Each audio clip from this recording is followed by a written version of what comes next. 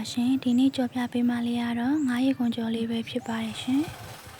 ဈေးသွားရင်းနဲ့ငဖဲရေကုန်လေးတွေ့လို့1500ပိုဝင်လာခဲ့ပါတယ်ရှင်တေချာဆေးကြောတန်းစင်ပြီးတကိုက်စာနေတော့လေးတွေပိုင်းပြီးတော့ရေစစ်ထားလိုက်ပါမယ်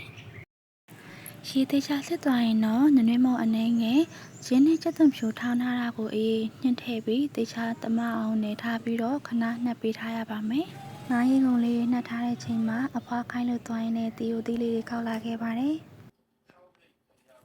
ငါးရေကုန်ကြော်ဖို့ပုံနှိပ်ဆက်ပါမယ်ရှင်ဒီနေရာမှာတော့မိမိကြော်မဲ့ပမာဏပေါ်မူတည်ပြီးအတိုးလျှော့လုပ်နိုင်ပါတယ်ရွှေလိပ်ပြကြော်မှုတစ်ထုံနီးပါးနဲ့ယူရမယ့်အနေငယ်ထည့်ထားပါတယ်ရှင်ဘဲဥတစ်လုံးနဲ့ကျသားမှုအနေငယ်ထည့်ပါမယ်ပြီးသားရင်တော့ရေအနေငယ်ထည့်ပြီးအားလုံးကိုသမအောင်ရွေးမွေပေးရပါမယ်ရေကိုတစ်ခါတည်းအများကြီးမထည့်ပဲလိုသလောက်အနေငယ်စီထည့်ပြီးတော့မွေပေးရပါမယ်နော်မိမိစိတ်ကြိုက်မုံနှစ်အပြည့်ကျဲနေထားရရင်တော့ငါးရေကုန်လေးထည့်ပြီးတော့နေပေးလို့ရပါပြီမိမိအိမ်မှာပဲမိသားစုစားဖို့အတွက်ကြော်တာဖြစ်လို့လက်အိမ်မသုံးဘဲနဲ့လက်ကူတေချာဆင်ကျင်အောင်စီကြောထားပါတယ်ရှင်ငါးရေကုန်1500ဖို့အများကြီးရတာဖြစ်လို့3ပုံ2ပုံပဲမုံနဲ့နေပြီးတော့ကြော်ပါတယ်ရှင်ငါးရေကုန်ကြော်မှဖြစ်လို့စီကိုတော့ခမများလေးသုံးပေးဖို့လိုပါတယ်ရှင်ပထမဦးစွာခုနကအရင်ညှိယူထားတဲ့ဂျင်းနဲ့ကြက်သွန်ဖြူကိုအရင်ထည့်ပြီးတော့ကြော်ပါမယ်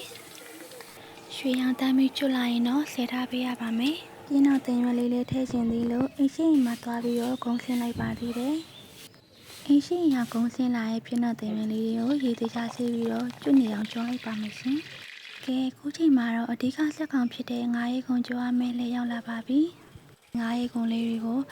တေချာစွာတစ်ခုချင်းစီဖြန့်ပြီးတော့ထည့်ပေးရပါမယ်မီးလုံးဝပြင်းလို့မရပါဘူးရှင်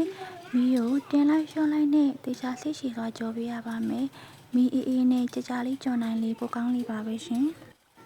ငါးရေကုန်ကြော်တဲ့ကတစ်ခါတည်းအများကြီးထည့်မကြော်ဖို့လည်းလိုပါတယ်ရှင်စီကိုလိုအပ်သလိုထပ်ပြီးတော့ဖြည့်ပေးရပါမယ်ရွှေဝါရောက်တန်းလာတဲ့အခါမှာတော့ငါးရေကုန်ကြော်လေးရပါပြီရှင်ငါးရေကုန်ကြော်1500ဖို့အများကြီးရတာမို့တစ်ခါတည်းမကုန်တဲ့အတွက်လေးလုံးနဲ့ဘူးထဲထည့်ပြီးတော့ထားပြီးစားလို့ရပါတယ်ရှင်တုံးတိကြည့်ရှုအားပေးတဲ့အတွက်ကျေးဇူးအများကြီးတင်ပါတယ်ရှင်